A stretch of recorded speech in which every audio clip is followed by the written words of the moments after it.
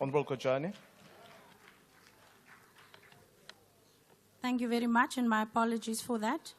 Good afternoon, Honorable Deputy President, Madam Speaker, House Chairperson, Honorable Members. In this new political era, we as the Patriotic Alliance will applaud the President, Honorable Ramaphosa, on the government of national unity. And though we have not always agreed on everything, however, we have now reached a unanimous consensus in order to move our country forward.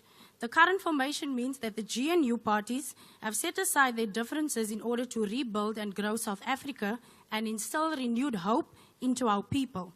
As a newly elected and young member of parliament, it is imperative that we are fully equipped to serve our communities and our country as a whole.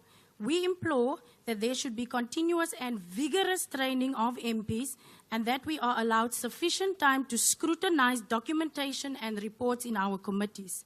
As the Patriotic Alliance, we also strive for transparency, as you would have seen from our Minister Mackenzie. We also strive for inclusion of the public in all parliamentary proceedings.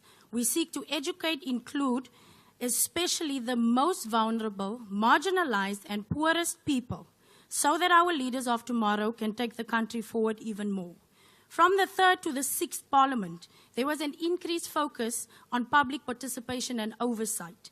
We acknowledge and appreciate that proceedings are more accessible to people via social media, but we ask that there is further effective sharing from Parliament to citizens in the form of parliamentary media channels so that they can stay up to date. Parliament also needs to use more official languages in order to disseminate information to the public and increase the public hearings on the ground. This will facilitate a more personal and culture-centered setting that focuses on the values, the beliefs, and also the cultural heritage of a specific community.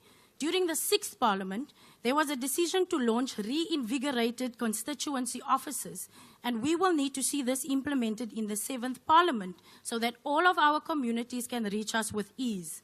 As we now move from a business-as-usual approach, we are now focusing more on impacts and outcomes. Members of Parliament should be held to account for non-performance, and this should be treated and dealt with swiftly. This also speaks directly to the operational excellence, which is the most important theme of the macro framework of the 7th Parliament. National, provincial, and local spheres of government are distinctive, interrelated, and interdependent. Thus, the one cannot operate without the other. If we foster a culture of collegiality, being reminded that all of our constituencies in this joint house, our mandates are to deliver services to them, then we can all agree that we cannot waste any more time on fruitless bickering. Members of Parliament are not above ordinary citizens. We must not forget the impoverished streets that we come from. We are in the service of citizens, and we remain so until we take our leave from the Assembly. With that note, I would like to say, as the Patriotic Alliance, we do support the budget for Parliament, and we trust that the parties of the GNU, as well as other parties, will work together through our positions for the betterment of this country.